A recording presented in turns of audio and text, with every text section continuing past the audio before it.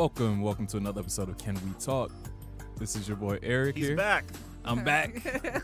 I'm here with the usual suspects, Anthony and Shayna. What's going on, y'all? What's going on, man? We missed you. I know it's been a minute since I've been here physically with y'all, so I'm glad to be back. I had a long weekend. Had to go see Michigan State beat Michigan last night, so I came back. How was that? It was wild. Like, I don't know if y'all saw me on television, but it's screenshots of me because I was playing in an alumni band. Mm-hmm. It was screenshots of me actually on television, so that's pretty Nice, cool. man. You was playing in the band? Yeah, That's yeah. awesome. So I guess it was technically spring break, so it was alumni band day, and so I signed up to go, played my trumpet, got in for free. So yeah, That's what's up. had a good one. That's nice. So I Eric. literally just got back. Holding it down for the green and white. I got back like 5 minutes ago. I just drove from East Lansing back here, so I made it. Yeah. Yeah. Thought you was gonna have to call in today. For real. We've had a bad time, though, MSU, after the Larry Nassar thing. It's Yeah. good that we kind of got past that a little. I'm glad too. Oh, no, still. But It's still Engler a was there though. He was at the game. Oh yeah. I'm like, why is Former he? Governor? Wasn't he the standing president? Yeah, he was the standing interim president for like a year or so. And, he mishandled a bunch of stuff, regarding the sexual assaults. And so yeah, I'm surprised he showed up. Yeah, so in your absence, we had an update. Shayna and I, represented for the Can We Talk crew, Yeah. we went on Dr. Sabrina Jackson's show on 9:10 a.m. Superstation Detroit. Shout out.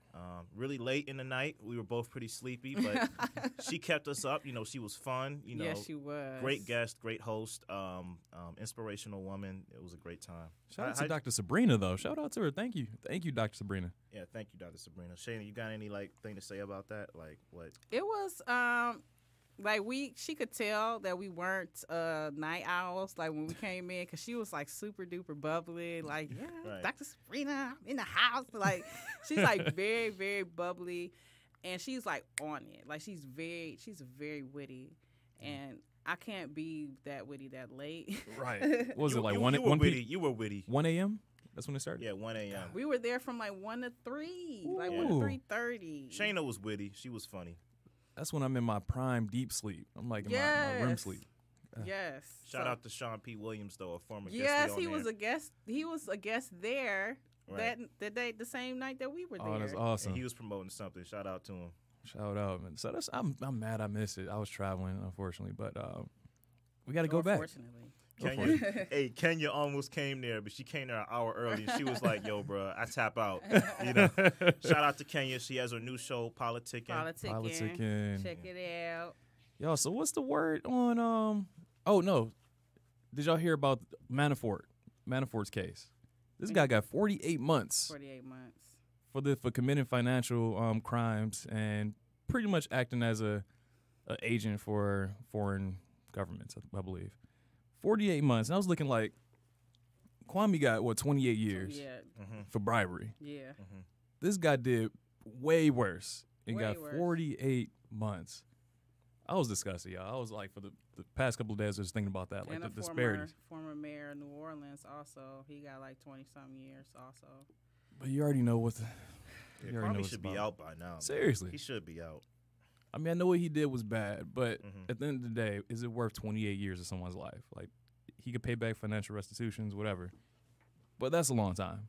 Mhm.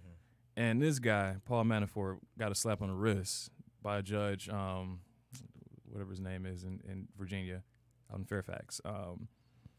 I was just kind of disappointed, disheartened in the criminal justice system, as we already know that it's flawed. But this even just sort of highlight and showcase just how flawed this is in terms of like white collar crimes and then the racial element of it as well. So Yeah, and let's not just get it confused. We're not saying that Kwame shouldn't be punished for his crimes. Right. We're just saying they should be the same across the board. Like if you're gonna throw the book at him, throw the book at Manafort, because what he did was way worse and on a much larger scale. yeah, And it could affect more people. it's crazy. Oh, another funny thing I saw in the news was apparently Donald Trump was signing Bibles. Did y'all see that? How much of a narcissist do you have to Signing. be to autograph the Bible, Aut- especially when you have your own authored books? Right. Author, and we put that in quotations, you all, air for those quotes. who aren't viewing this live stream. I mean, I think it's kind of a thing of wanting to stay relevant. So he says outrageous things. Like what did he say about Harriet Tubman? You know, people were asking about what's the hold up on the $20 bill. He's like, oh, she probably stole something. You know, like wait, what he said?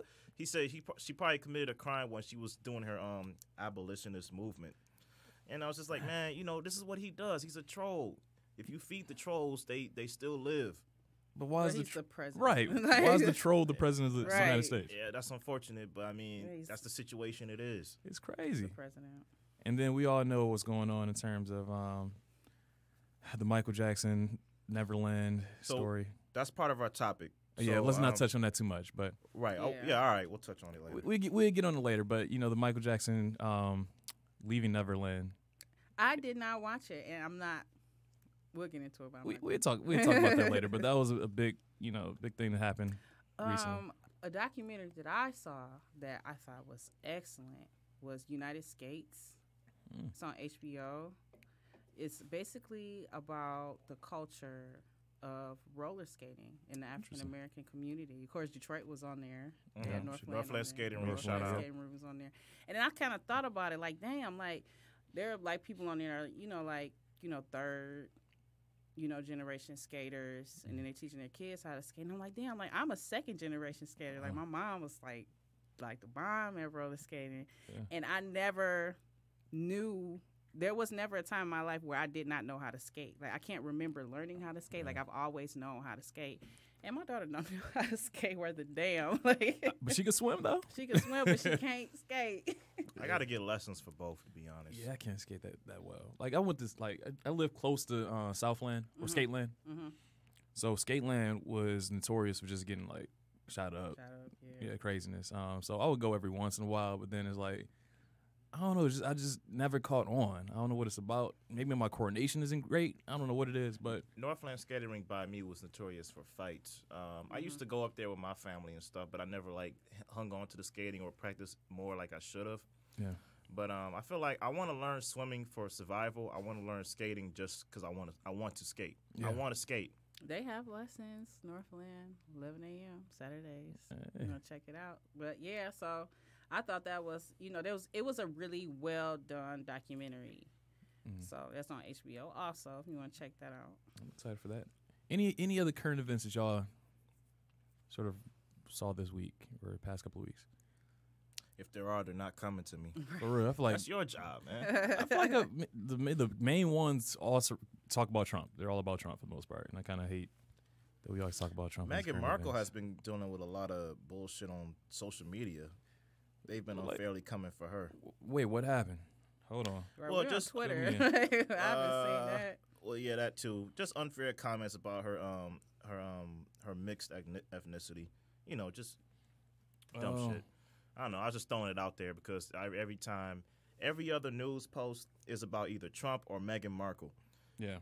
I missed it when the whole Jordan Woods, Tristan, Khloe thing was happening. A lot of people was like, this is BS. Mm-hmm. But you know what? Back in the day when Kardashians ruled the news, we didn't have Trump back then. True. So, it was kind of a breath of fresh air to see the Kardashians taking over the news rather than a trollish president. Yeah. So, I didn't complain. We had Obama, and then he was doing a lot of stuff that got swept under the rug. Come on, man. Don't hate on Obama like that. I don't want this to be a bashing Obama show, though. Like Obama y'all went through gonna enough. Give me my bashing Obama episode. Obama has been through enough. No, I ain't have it yet. You better. Y'all gonna give it to me. If we give it to you, will you stop doing it? No. All right, well, then we ain't gonna give it to you. Then. No deal. I guess in other political news, I know one of the representatives from Minnesota.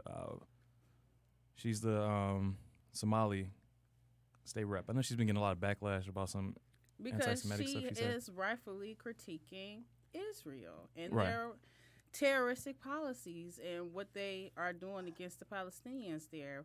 And people, when you automatically critique what's going on in Israel, they say, "Oh, you're anti-Semitic," without actually listening to what the your critiques are. Critique is. Yeah, and they've been jumping on her. Like Democrats, Republicans been getting on her, and I'm like, let her. She has an opinion that she feels is valid. But that just shows you where everybody is when it comes to Israel. Yeah, it's just one of those things where people don't really want to. If you cross that line, you're gonna get chewed out from both sides, and it's almost like a political equivalent to shooting yourself in the foot. When you talk about Israel Palestinian relationships. But I feel bad for her 'cause she's been getting it from everybody. And then the Democrats don't have her back. Not at all. That's the thing that it's kind of shocking to me. But we know the Democrats sometimes we give lip service to a lot of things. When it comes down to actions and actually supporting people and policies, we don't really do a good job of doing it.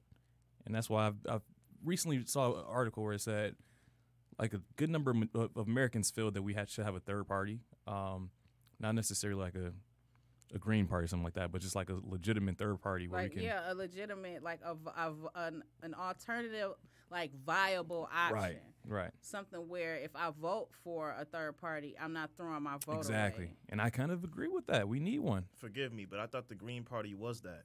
We have other parties. We have a Green Right. Party. We have an independent party. We have when you go vote for the president, there's like 10 candidates on the ballot Yeah, from different I noticed parties. that. Yeah. But it's tough though. Like you said, there is a fear that we will be taking votes away from Democrats. But at the end of the day, we need to find someone who best reflects our needs as citizens. So if Yeah, and at this point in time, it's neither party. Yeah, I agree. But that's the current events on my end. What should we talk about? Hip Hop Corner. Hip Hop Corner. Let me go on the iPhone. So besides Solange, well, let's start off with that. What did you think about Solange's new album? I ain't like it. You don't think it lived up to the last one? She's such an abstract type And it artist. took her just as long to make because it took her 4 years to make a seat at the table, and this Yeah. one is 3 years since her last album. I just didn't like it. So are we going on first listen or second listen? Second, because I tried. I wanted to like this album. Yeah, okay. I went There through was few a couple of songs. songs on there that I did like was it Stay Flow? But yeah, I tried. Mm-hmm. I tried Stay Flow. So have you heard it? I listened to a few of the songs. I tried to go through like the whole. I forgot how many tracks she has on there, but I tried to go through all of them, but I just couldn't. I couldn't get through it. Go ahead. I was about to say I put her in the same category as like the Chloe and Haley. Like they could be great singers and great love artists, their album. but I can't. I don't feel it. I love their album. There's like the two sisters. The two sisters. They're like They're on Beyonce's label, Yeah. and when you see them sing live, like you can tell like that. The two young twins. well, They're not twins. They're like 2 years apart, but they're sisters. They play twins on Grownish. They do. But I like that album a lot. It's a really good. I just album. can't get into it. It's just like not my taste. But I put them and I lump them in the category with Solange. Like great singers, great artists that I just don't feel. Sort of like J. Cole too.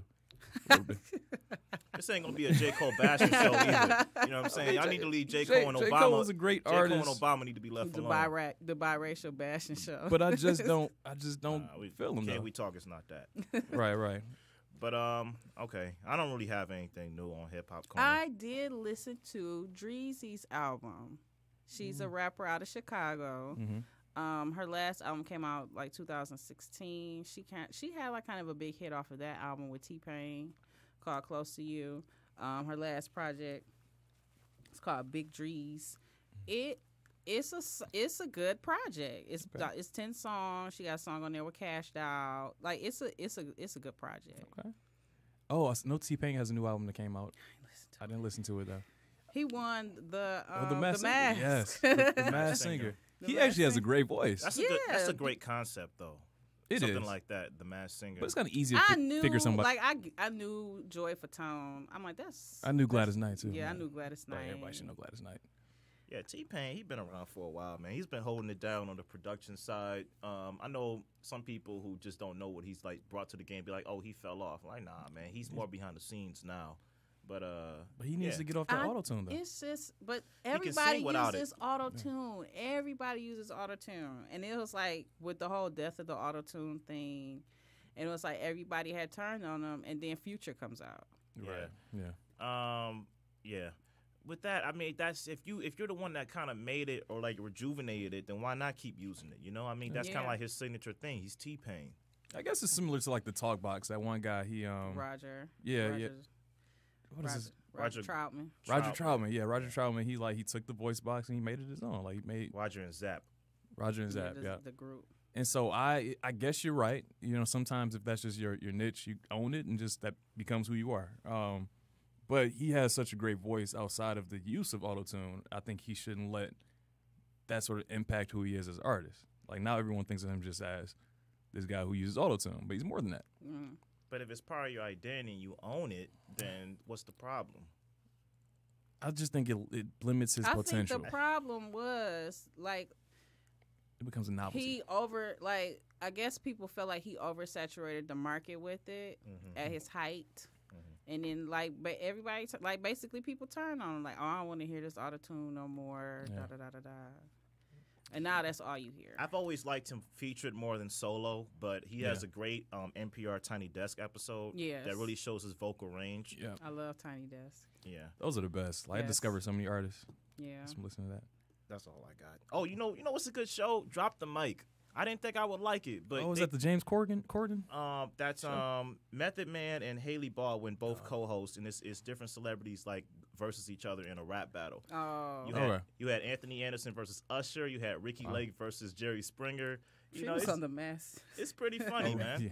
Ricky Lake trying to get her name out there again. No, but that was actually a James Corden, like not necessarily a skit, but a segment he had. Right, I know. It's probably a spinoff from that, yeah. Just like the LL Cool J a lip sync battle. Yeah, the lip sync battle. I don't like that show. With Chrissy Teigen. Yeah, I mean, I don't want to see people lip sync songs. All right, we got anything else? I think it's your turn. Go ahead, get your. All right, man. So I got two movies I'm talking about.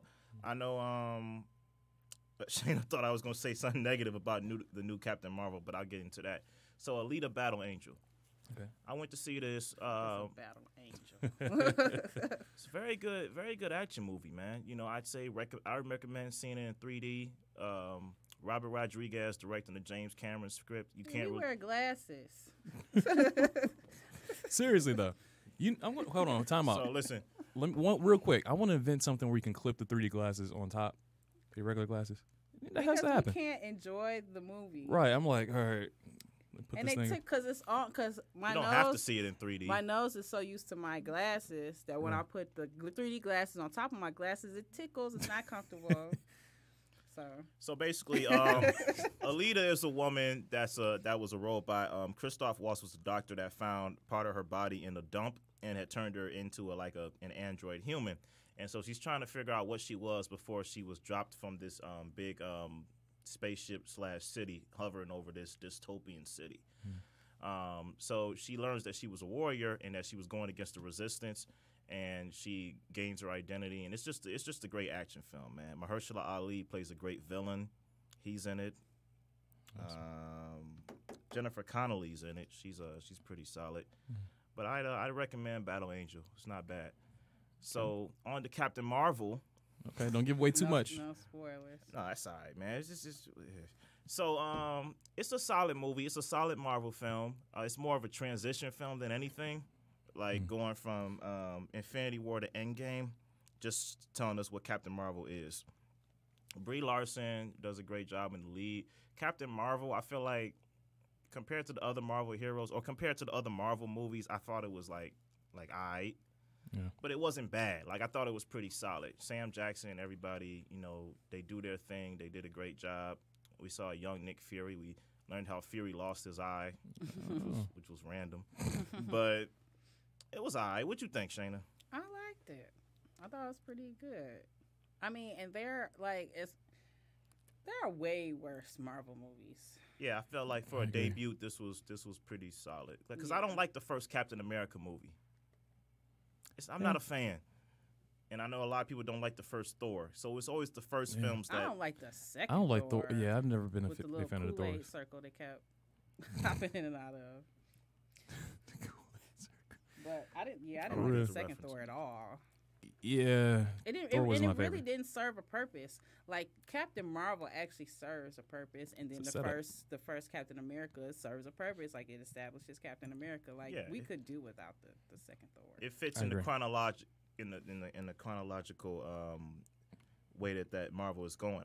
They're doing pretty great, man. I gotta They say, are. Marvel is killing it, man. The Marvel Cinematic Universe, it really stepped up.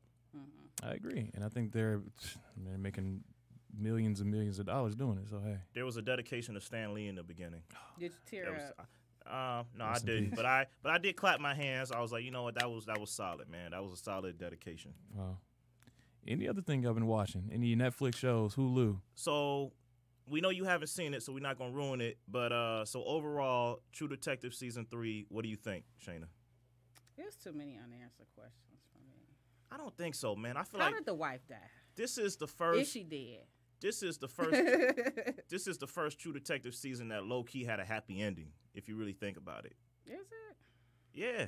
1 and 2, they didn't. I mean, they had closure, but like this one right here, this was a solid happy ending. He still has dementia, and I still don't know what happened to the wife. He ain't see it, man. You know, you gotta keep that to yourself. But It's fine.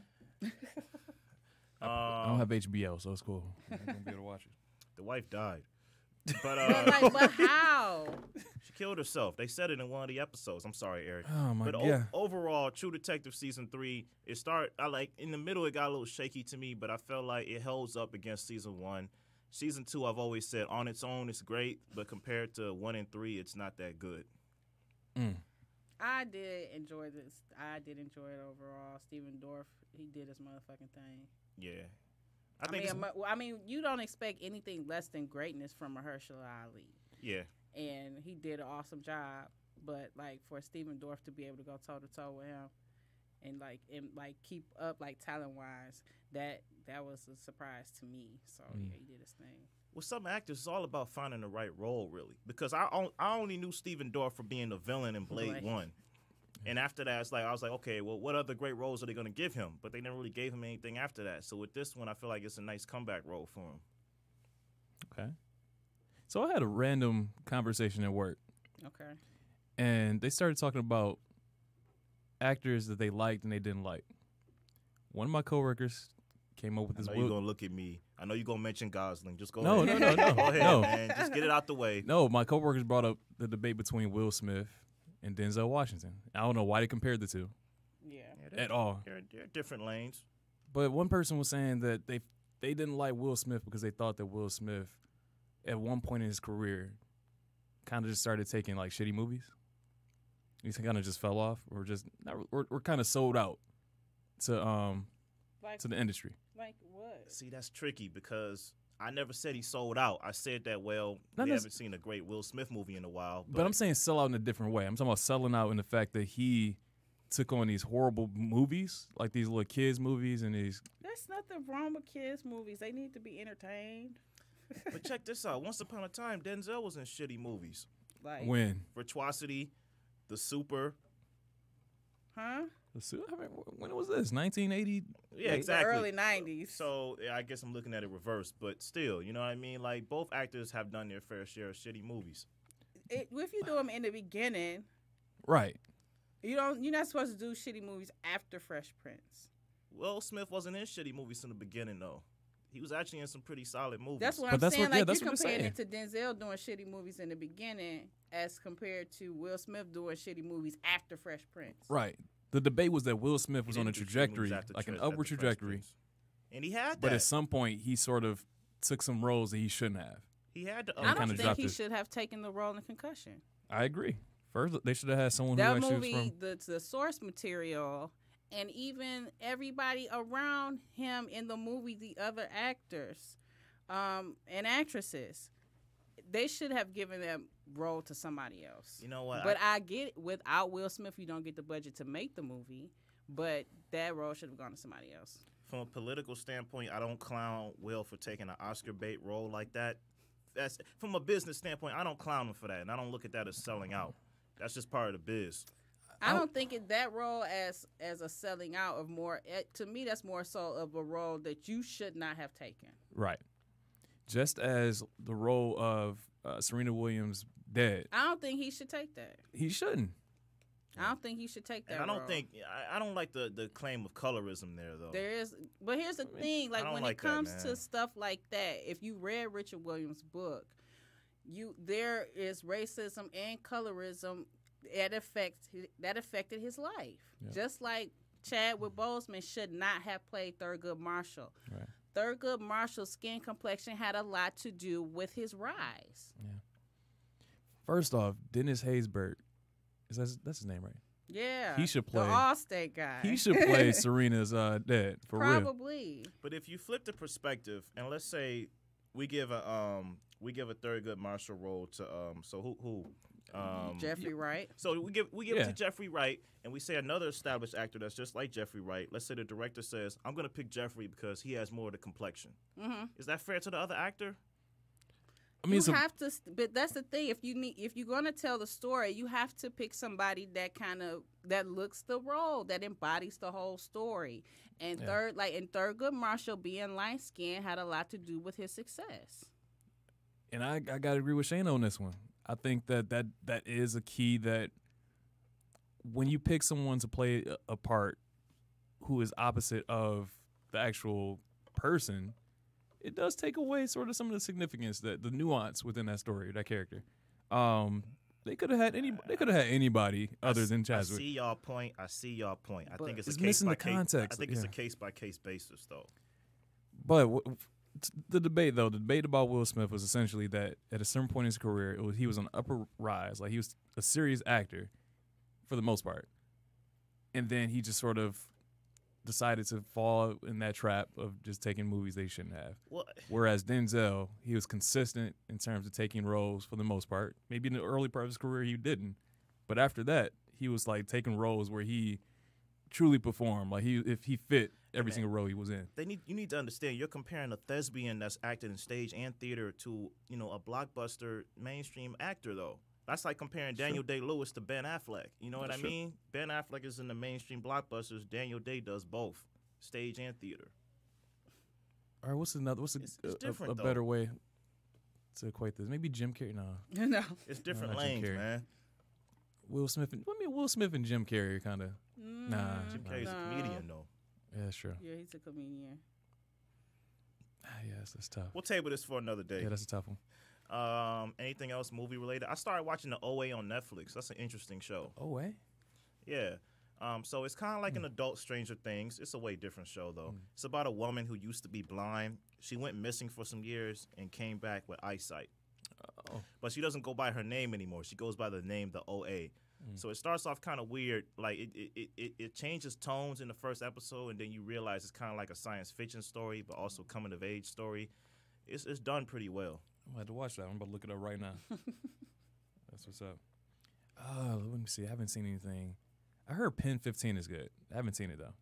So Pen 15 is essentially like two girls growing up in the early 2000s in middle school or something like that. A lot of people I talked to said it was like really relevant to their lives. I mean, obviously, if you grew up in the 2000s, it's probably going to relate to it in some way. But I still want to see mid-90s.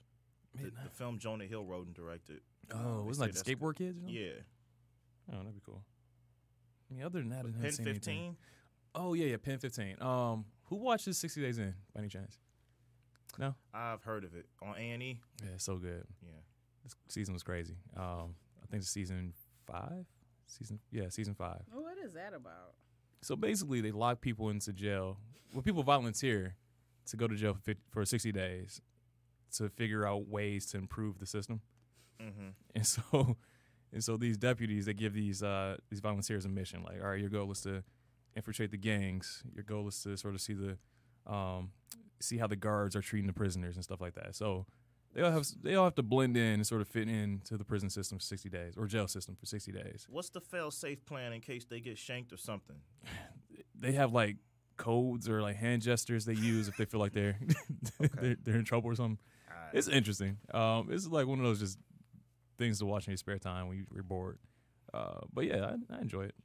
It's a good season. Okay. Yeah. So Y'all should we ready? move on? Yeah, let's move on. All right. So our main topic for today is who's lying, and like we're Everybody. Let's discuss three things. Like let's do it in order. So let's go with the Jussie Smollett aftermath. Yeah. Leaving Neverland, then the Gayle King R. Kelly interview. So Jussie Smollett aftermath. What's the verdict with everybody? I'm still confused though. I'm so confused. Did you hear? Almost 50 hospital workers got fired What? for looking at his records. That's a HIPAA violation. Oh wow. So almost 50 hospital workers at the hospital that he checked into, they got fired. Mm-hmm. And now there's an internal investigation within the Chicago PD investigating the Chicago PD regarding this investigation. Oh my god. And then he gets 16 felony violation counts charges. That's excessive. That is. But I also saw something where the FBI actually contradicted what the Chicago PD said in relation to like the letter. They said that the letter didn't come from Jesse. So I'm like, somebody's lying. Like someone's maybe both the Chicago PD and Jesse are lying to an extent, but I don't really know what to believe. I'm kind of confused about this whole thing. I've heard a rumor. You and I both heard a rumor on Dr. Sabrina Jackson's show that there might have been a love affair that went wrong. Like it might have been a lover's quarrel with the whole thing. Interesting. And that's what led to Jesse's I guess scars or whatever. I just don't know at this point. I just don't know. I know everybody was quick on the bandwagon to say he lying, but I don't know. I thought he wasn't telling the entire truth when he said that the people that attacked him, they was like they called him the F word, and then they said this is MAGA country. Mm-hmm. And he said they were white too, right? Yeah, he said they were white. That's a lie. So. Man, what? Yeah. They stick to the same script. They don't change their script. So I thought that was odd. But I don't think that it's odd that he will be out getting a sandwich that late because the subways in that area of Chicago are open 24 hours. Oh. So I didn't think that was odd, and I don't think that should be factored into him maybe lying about it. But then like I don't know. Like we honestly don't know. And I also think that we didn't find out the entirety of what happened with Laquan McDonald for 2 years. Right. But as their investigation was going on, they kept releasing pieces piece by piece to the media as they were finding things out, or they was just outright lying because they released something about the letter saying that the letter was fake, and then the FBI said that the letter was real. Right. And then they said that he paid them to attack him, and then it's like other conflicting information that was like, no, he paid them for personal training. Yes, I heard about that too. So it's almost it's really difficult to sort of place blame on any one person because, like you said, I think everyone is sort of culpable within this.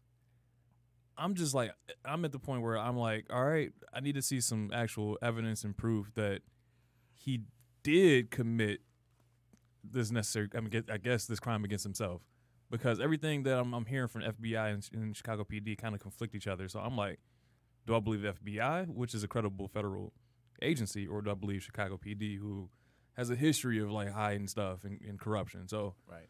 So far as we know, Aftermath. He's cut from Empire. Yeah.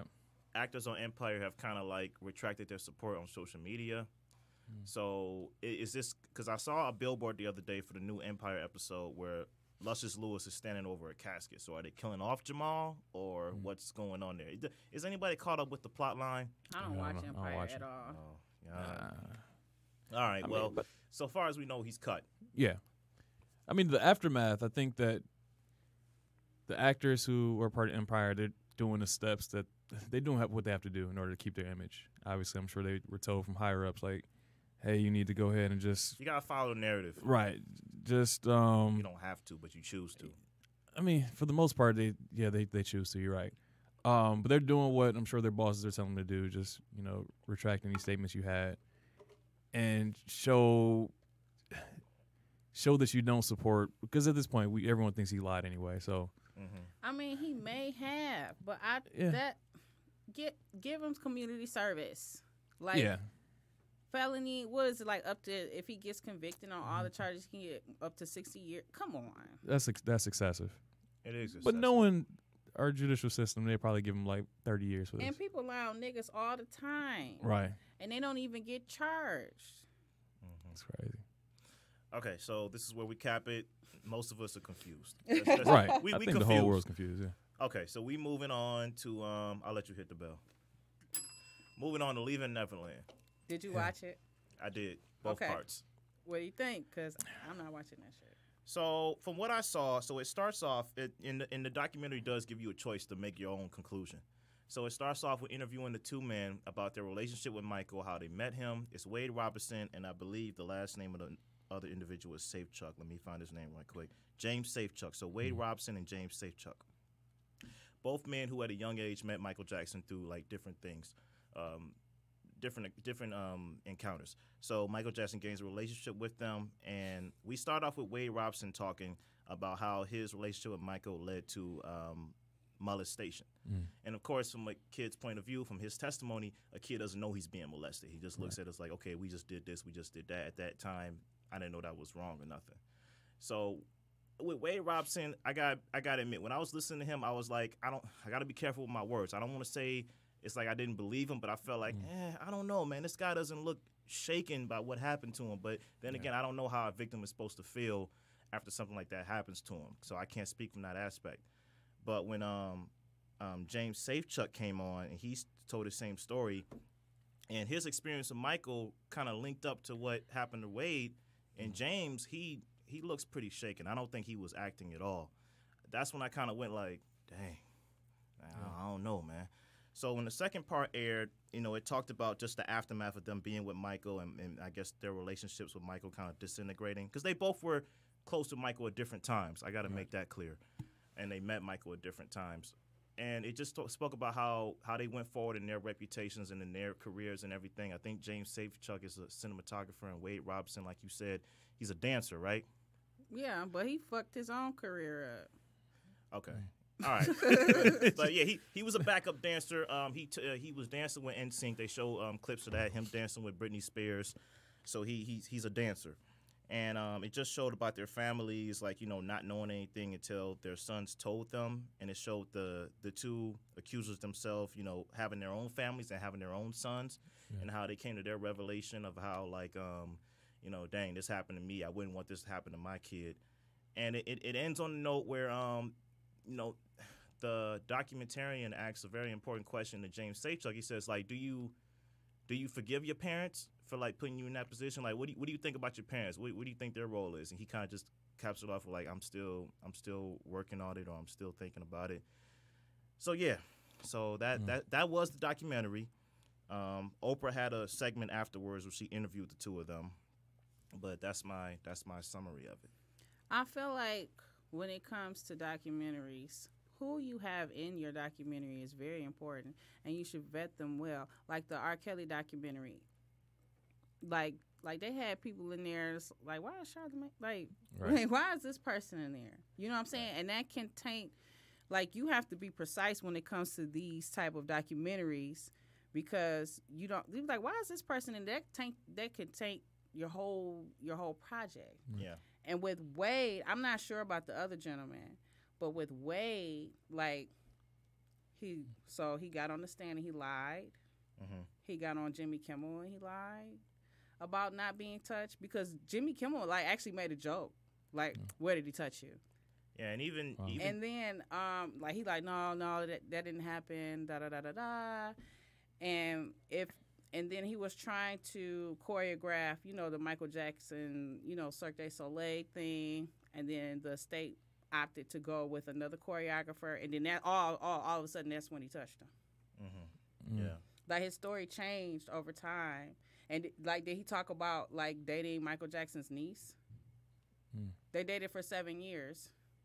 Oh, I don't know if that was mentioned. Yeah, he dated her for 7 years. He cheated on her with Britney Spears while Britney Spears was dating Justin Timberlake. Oh. Mm-hmm. So that you'll blackball yourself like that, because at that time, like, they were both hot. Mm-hmm. You know what I'm saying? yeah. So if Justin Timberlake say, I'm not working with this person, and he's a pop star, are other pop stars going to work with him? Right. Yeah. Eric, did you watch it? I didn't watch it, but I probably won't.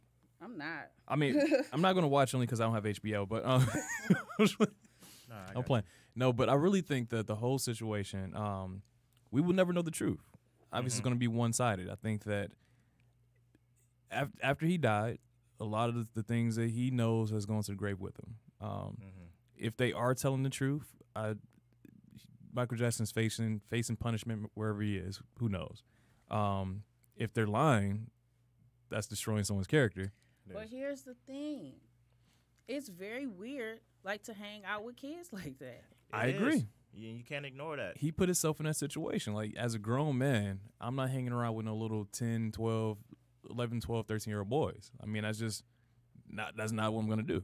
Like, in mentorship, you have to hang around children. But you're not about to come to my house and sleep in the same room. But, like, when we say, like, oh, they slept in the bedroom with Michael Jackson, we're not talking about a 2-bedroom apartment. Right. We're talking about Neverland. You know what I'm saying? Like, his bedroom is probably as big as, like, our house. Yeah. Yeah, I think the thing that threw me off is how just how their stories and their personal experiences with Michael Jackson linked. Not in the way in which they both rehearsed it, but in the way in which they both had similar just experiences with this guy who allegedly, groomed them to make love to them.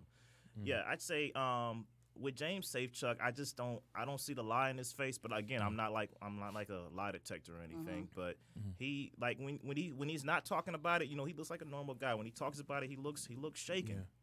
But and a lot of blame has to go on the parents. I'm sorry. Yeah. At the end of the day, you're letting your child, your baby, go to a grown man's house, right? So you have to be able to know, like, first off, what were the parents getting out of it, if they got anything? Yeah. And then secondly, just why?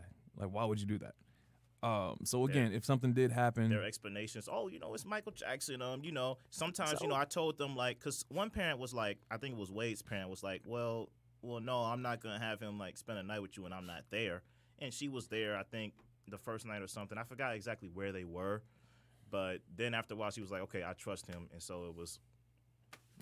It's a grown ass man. Right, exactly. I'll be a little suspicious of anyone, with my child. I mean, granted, I don't have any children, but like just knowing, like, all right, this is a man, this is a grown man, and that my child is a boy. And then, like, doesn't know better. Like with the R. Kelly situation, a lot of people sell their children out to escape poverty. Mm-hmm. Yeah, we're gonna get into that. Yeah, that's true. I mean, at the end of the day, again, we don't know what happened. We will never know what happened. I'm not fully. and I'm not giving up MJ. That's just the long and short. I'm not watching the documentary. I'm not giving up MJ. Well, and that is your preference, and that's everybody has a decision not to watch it. Yeah. You know what I mean? And I think that's another reason why people struggle with this as well, because MJ was so just globally popular. Like, this is a person who has influenced music for generations. Yeah, and Oprah spoke on that too. She said, look, like, once upon a time, Michael Jackson he was just everywhere. Yeah. You know what I mean? And so I also want to touch on, before we touch into R. Kelly, we had like we got like 11. All right, so before we touch on R. Kelly, so Oprah made a note saying, like, yo, I know I'm gonna get it on social media for this. I know you guys, pointing to the accusers, are gonna get it on social media for this. And I want to ask y'all, what do y'all think about Oprah conducting that interview? Bitch, get the fuck out of here, bitch. Like, come on, man. Mm-hmm. Like you were friends with Charlie Rose, dog. Yeah. Mm-hmm. And Harvey Weinstein. You got to check your circle first. I'm waiting for the Harvey Weinstein, after special. Like, I was like, I mean, they have them, but they are there. But you gotta go look for them. They're not on HBO. Right. I mean, they are there. It's true. Because, like, but you gotta go. But you're not talking to Harvey Weinstein's victims. And then when you got up there and you compare what's going on to white women in Hollywood to what happened to Reese Taylor, you should have got up there and said, "I'm sorry." Mm-hmm. Yeah. Like, this was my friend, and everybody knew about Harvey Weinstein. It was an open secret. Everybody knew. It was in the contracts. Hey, after so many times you sexually assault women, Harvey, you're gonna have to pay for this out of your pocket. It's not coming out of the company's pocket anymore. Like, come on. Listen, I gotta say, and this isn't me saying Michael Jackson is guilty or innocent, but I gotta say, when I saw that Oprah was doing the after special, I was like, that looks like an attempt to kind of, like, stay on top. Like, I'm like, come on, Oprah, really? Like, let somebody else moderate that. Like, really? I didn't think about it like that. You know what I mean? I agree. We have a lot of black journalists, talented black journalists, that could have conducted that. I was And disappointed. she could have Really. given that, that person a platform. I honestly didn't think about that. I agree. But that's kind of Oprah is. Like, anytime something's like a big event happens, she wants to be that person who's there. But why didn't she interview Harvey Weinstein victims then? Like, I mean, this is the same. Because she says in the thing, like, look, I've made it a point when I have my show, like, look, sexual abuse, when it's happening, the person does not know they're being abused when it's a little kid. Right. And I'm like, okay, well, you've made a note about that, but where was the after special for after Weinstein or something? Like, I was just throwing And off. this is the same woman that gave Monique's Predator a platform on her show. Yeah. Yeah. Yeah, a lot of hypocrisy going on in Hollywood, but But that's yeah, just the that's system. a That's really the good game. point. But and I think it's also, and it does have to do with them being children, though. It does at the end of the day. I think. Oh no, definitely, it's controversial. Right. That's something where people can all get behind. That regardless of how you feel about sexual assault, if it's done to a child, it's wrong, right? So it's sort of like an easy, just soft pitch for her. Just easy interview. Get underneath her belt. I think they should have had a different moderator. I think somebody should have did the interviewing, man. Yeah. I agree. Because it became like it became like an Oprah thing, and I'm like, come on, man, really? You gave that up. Yeah. Right. You gave up. You got a gave channel up now, your bruh. show, well, a piece of a channel, but you gave that up for your piece of a channel. Yeah. So let somebody else have that space. I But agree. that's what baby boomers Give it to do. Gail. Right. That's Right. what baby boomers do, though. And with that being said, Yeah. Gail King R. Kelly interview. The Oh my God. memes. This was All right. wild, man. This was wild, and this is one of those things where I think the parts are better than the whole. Yeah. Because I watched the whole interview and I like the little segments better. Yeah, I agree. You know what they say though? When people lie, their voice go up. Yeah. Right. His voice went all the way up. It was just like, Yeah. "Hey, what y'all doing to me? 30 years? What y'all 30 years of my career. But like I like that Gail, they were like, oh, you were so calm and collected, and she was like, I didn't feel threatened by him. Right. Like any other journalist was like, oh, I was scared. I didn't. Mm-hmm. She was like, I mean, yeah, he was yelling, but I did not feel threatened Right. by him. Imagine if it was like a Fox News anchor or somebody out there just scared. Like, oh I my God. remember, not to get, but Tabitha Soren was talking about when she was interviewing Tupac, how he was kind of like, she was like, I think he wanted me, and during the interview, he kept looking at me, and then you watch the interview, like none of that is going on. Right. Like this is not what's happening. Like you making this up. Yeah. I felt like there was I understand doing that and trying to proclaim your innocence, but there were like certain like strange moments, like besides the whole getting up and yelling thing. It was like so you saying I'm holding women and I chain them up and I don't let them out unless they want to go up the street to get some shoes from their uncles. And It's I'm like real specific. Where did that come from? This is Like, really specific. either you saying He something was like, random a or you hog telling on tie? yourself. I don't even know how to hog tie. Right. I don't even know what a code is. So, Come on, bro. he was telling on himself. You a need lot. to fire everybody. Where did you get your publicist from? No, his lawyer should have been like, "Hold on, we're not doing this interview first." Like I would not let my client just sort of just tell on himself. He told on himself the whole interview. Yeah. And my biggest issue with the interview though too is that again, people like serial, I guess sexual assaulters or predators, serial predators.